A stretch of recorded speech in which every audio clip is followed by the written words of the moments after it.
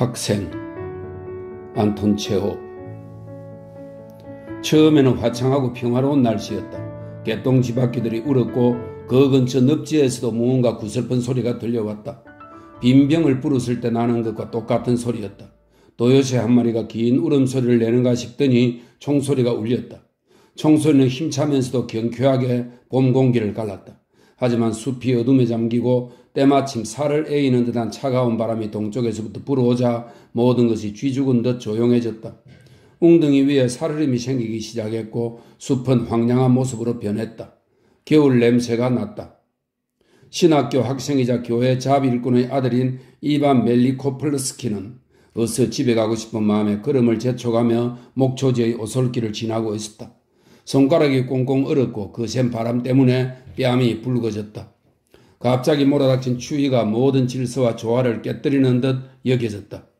자연조차 급에 질려 유난히 빨리 저녁 어둠을 내리는 것 같기도 했다. 주위에 인적이라고는 전혀 없었고 그래서 그런지 더욱 깜깜하게 느껴졌다. 눈에 들어오는 불빛이라고는 강 근처 과분의 채소밭의 모닥불 뿐이었다.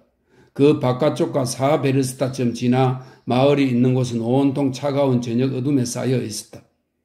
학생은 집에서 출발하던 때를 떠올렸다. 어머니는 맨발로 마른 풀을 깔고 앉아 사모바르를 닦고 있었고 아버지는 벽난로 옆에 누워 기침을 했었다. 예수 순환일인 성금요일이었기 때문에 먹을 것은 아무것도 없었고 너무나 배가 고팠다.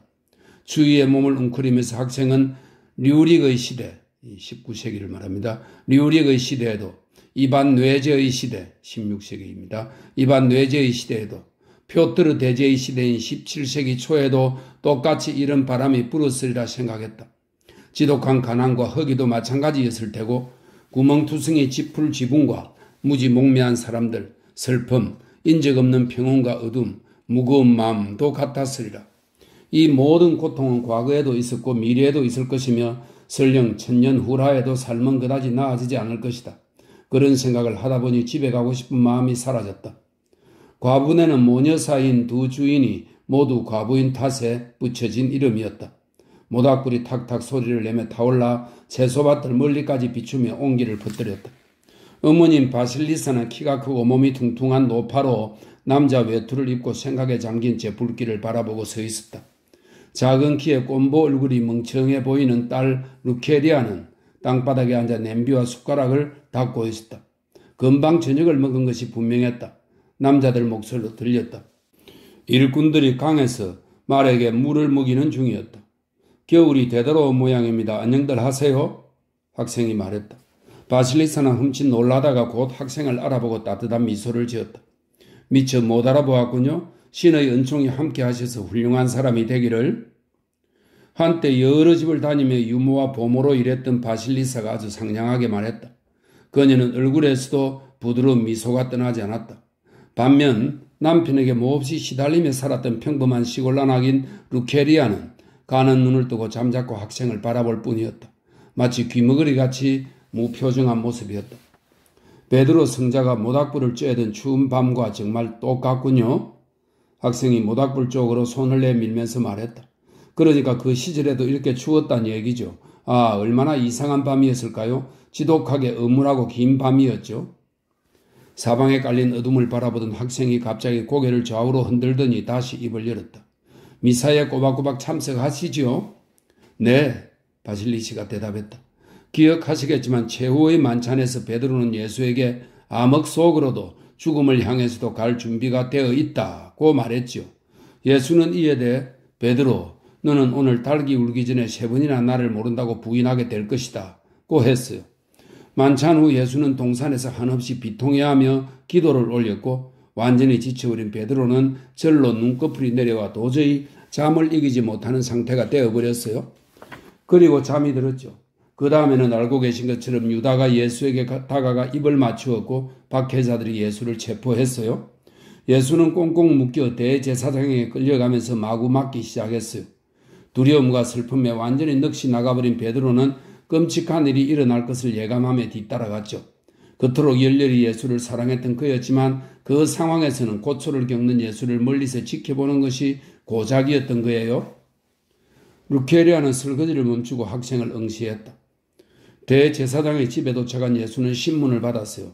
일꾼들은 마당에 불을 피웠어요. 추운 밤이었기 때문에 사람들이 몸을 녹일 수 있도록 한 거였지요. 베드로도 모닥불을 쬐었지요. 지금의 저처럼 말이에요. 그런데 한 여자가 베드로를 보고 말했어요. 이 사람도 예수와 함께 있었어요. 잘못하다가는 베드로도 신문에 끌려갈 상황이 된 거죠. 당황한 베드로가 전 그 사람을 전혀 모릅니다 라고 말했어요. 아마 그때 모닥불 주위에 있던 일꾼들은 모두들 의심스러운 눈초리로 그를 바라보았을 거예요. 잠시 후 다시 누군가가 예수의 제자들 틈에서 베드로를 보았다는 것을 기억해내고 말했어요. 당신도 제자들 중 하나였지요? 베드로는 다시 부인했어요. 세 번째로 또 다른 사람이 베드로를 돌아다보며 오늘 저 예수와 함께 동산에 있지 않았소? 라고 물었을 때 그는 또 부인했어요. 그리고 곧 닭이 울기 시작했죠. 베드로는 멀리서 예수를 바라보며 저녁 때 들었던 얘기를 떠올렸어요. 갑자기 정신이 든 그는 그 자리에서 빠져나와 구슬프게 울기 시작했어요. 복음서에는 이렇게 나와 있죠. 서럽게 울면서 밖으로 나가더라. 상상해 보십시오. 더할 수 없이 고요한 동산에서 깜깜한 어둠을 뚫고 갑자기 숨죽인 통곡 소리가 터져 나오는 겁니다. 학생은 한숨을 쉬고 생각에 잠겼다.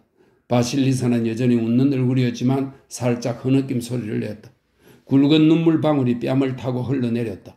바실리사는 눈물이 부끄럽다는 듯 얼른 옷소매로 얼굴을 가렸다. 루케리아는 꼼짝 않고 학생을 바라보았다.